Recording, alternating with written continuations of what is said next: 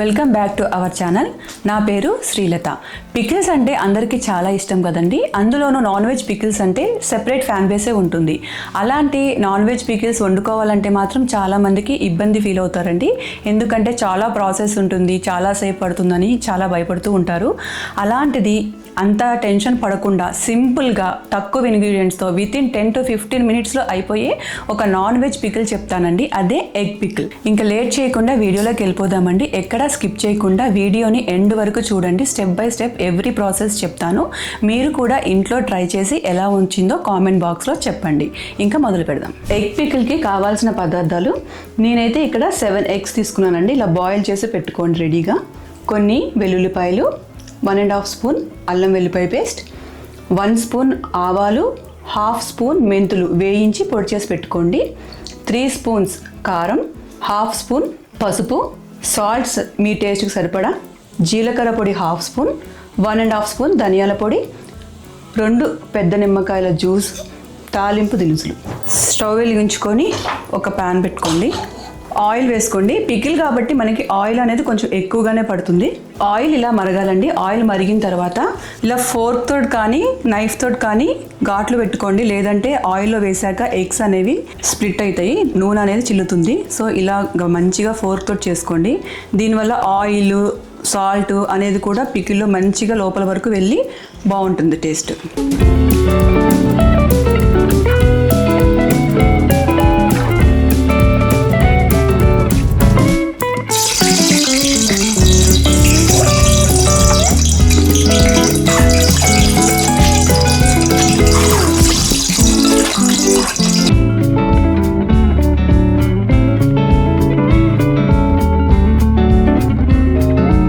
ఈ స్టేజ్లో కొంచెం పసుపు కూడా వేసుకోండి.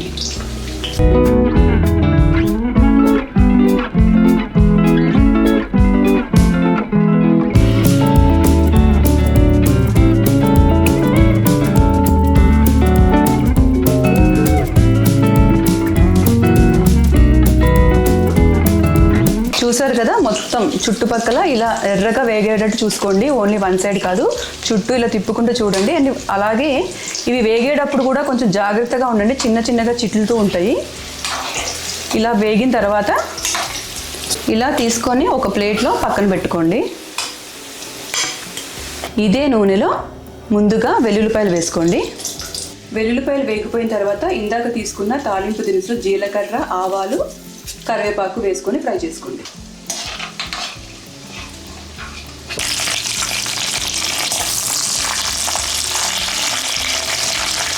తాలింపు దినుసులు అన్ని వేగిపోయిన తర్వాత స్టవ్ ఆఫ్ చేసేసుకోండి.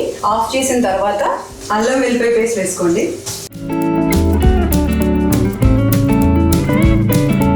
ఇప్పుడు 3 స్పూన్స్ కారం వేసుకోండి, 1/2 స్పూన్ జీలకర్ర పొడి, 1 ఫుల్ స్పూన్ ధనియాల పొడి, మీ రుచికి సరిపడా సాల్ట్. ఉప్పు చూసుకోండి, ఎందుకంటే ఎగ్స్లో ఉప్పు చాలా తక్కువ పడుతుంది.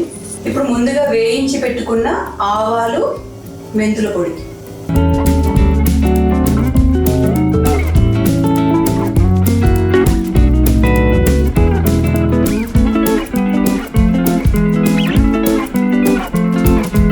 ఇలా అన్ని మంచిగా కలుపుకున్న తర్వాత ఎగ్స్ వేసుకోండి. కానీ మీరు ఒకసారి ఉప్పు కారం అనేది టేస్ట్ చూసుకోండి. ఒకవేళ ఏదైనా ఎగ్ తక్కువైంది అనుకోండి, మీరు ఇదే స్టేజ్లో ఉప్పు కానీ కారం కానీ వేసుకొని కలుపుకోవచ్చు. ఇప్పుడు ఎగ్స్ అన్ని కూడా వేసేసుకోండి. ఎగ్స్ కూడా వేసుకొని ఇలా కలుపుకున్న తర్వాత కొంచెం ఈ ఆయిల్ ఇదంతా వేడి తగ్గిపోనివ్వండి. వేడి తగ్గిపోయిన తర్వాత మనం ముందుగా తీసి పెట్టుకున్న లెమన్ జ్యూస్ కూడా వేసేసుకోండి. కుదిరితే మీ దగ్గర అవైలబుల్ ఉంటే ఒక 1 స్పూన్ వెనిగర్ కూడా వేసుకోండి. ఇప్పుడు ఇది చల్లారిపోయిందండి. ఇప్పుడు నేను ఇందులో 2 లెమన్స్ అండ్ 1 స్పూన్ వెనిగర్ కలుపుకున్నాను. ఇది ఇందులో వేసేస్తున్నాను.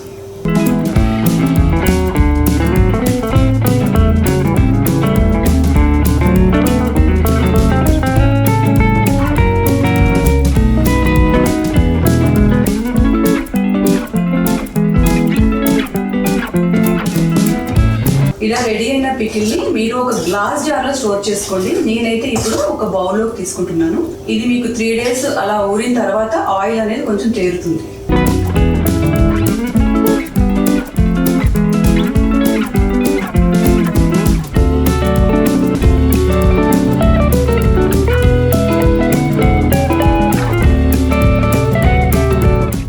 చూసారు కదండి, సింపుల్గా ఎగ్ పికిల్ ఎలా చేసుకోవాలో ఇప్పుడు టేస్ట్ చేసి చూద్దాం.